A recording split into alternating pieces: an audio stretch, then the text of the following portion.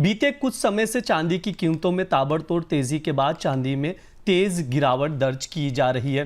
धनतेरस से ठीक पहले एक दिन बाद चांदी के रेट में 7,000 रुपये की गिरावट आई। एमसीएक्स पर अगर देखें तो चांदी में गिरावट आई और भी ज़्यादा तीखी रही है।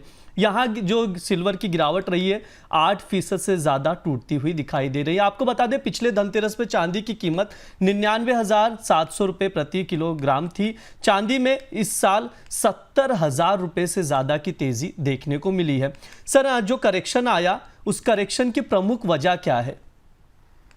देखिए, अगर अंतर्राष्ट्रीय स्तर से भी देखो ब्रिज और आज की स्थिति में भी देखिए तो चांदी ऑलमोस्ट ओवरबॉट कैटेगरी में चली गई थी। सिल्वर जहां पहुंच गया था वहां से उसमें करेक्शन बनता था और ये करेक्शन हेल्दी करेक्शन है। अगर आप रिलेटिव स्ट्रेंथ इंडेक्स देखें आरएसआई कॉमेक्स पर तो सिल्वर फ्यूचर्स करीब 75 से ऊपर निकल गए थे और यहां से फिर शॉर्ट टर्म करेक्शन बनता है। मैं कॉमेक्स के हिसाब से इसे बता रहा हूं, एमसीएक्स में तो और ज्यादा करेक्शन बनता था। तो हमने 5 से 6% का करेक्शन सिल्वर के अंतर्राष्ट्रीय बाजार में और भारतीय बाजार में भी देखा है। पर अगर आप देखें तो चांदी की तेजी के हिसाब से पिछले एक साल की तेजी के हिसाब से जो कि 75% से ज्यादा की ग्रोथ है ये काफी बेहतर मजबूत स्थिति में है और ये करेक्शन स्वाभाविक था। इसके दो फायदे हुए, एक तो बाजार में अति उत्साह बनने में कमी आई, लोगों को निचले स्तर से प्रवेश का मौका भी मिल सकता है।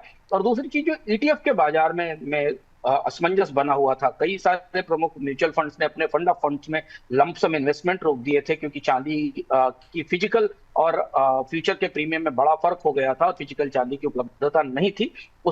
उसमें भी अब राहत मिलेगी, वहां भी प्रीमियम सब कूल डाउन हो रहे हैं, ठंडे हो रहे हैं। तो एक तो ये वजह थी कि ओवरबॉट पोजीशन में पहुंच गई जिसलिए चांदी में करेक्शन हुआ। दूसरा ये कि अमेरिका और चीन के बीच व्यापार युद्ध होते होते फिर दोस्ती की बातें होने लगी, बातचीत की तैयारियां शुरू हो गई, एजेंडे क्लियर किए जाने लगे जिस पर हम आज बात करेंगे। इसका भी असर हमें चांदी की कीमतों पर दिखाई दिया। सोना भी थोड़ा सा हल्का फुल्का करेक्ट होता दिखाई दिया।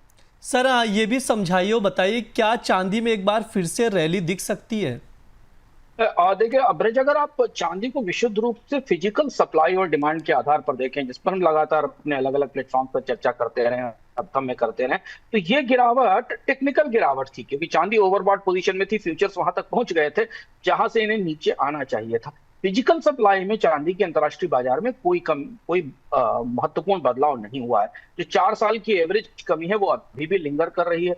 अगर अमेरिका और चीन के बीच में सहमति बनती है तो सोलर फोटोवोल्टिक सेल और अन्य ईवी ट्रैक्टर्स के लिए चांदी की डिमांड आने वाले समय में बढ़ती रहेगी। तो अगर आप जमीन पर देखें तो जमीन की परिस्थिति ऐसी है कि चांदी की आपूर्ति मांग की तुलना में काफी कम है। तो इसलिए यहाँ से चांदी की कीमतें स्थिर हो सकती हैं, पर चांदी में कोई बड़े करेक्शन की बड़ी गिरावट की गुंजाइश तब तक नहीं दिखाई देती जब तक कि हम कोई बड़ी सप्लाई का इनफ्लो बाजार में नहीं देखे। यहाँ से प्रवेश करना चाहिए नहीं करना चाहिए इसे करीब से देखने की जरूरत होगी। अगले एक हफ्ते 10 दिन में और चांदी की कीमतें थोड़ा स्थिर होकर आएंगी, लेकिन रिटर्न के लिहाज से पिछला एक साल चांदी के निवेशकों के लिए बहुत अच्छा साबित हुआ है।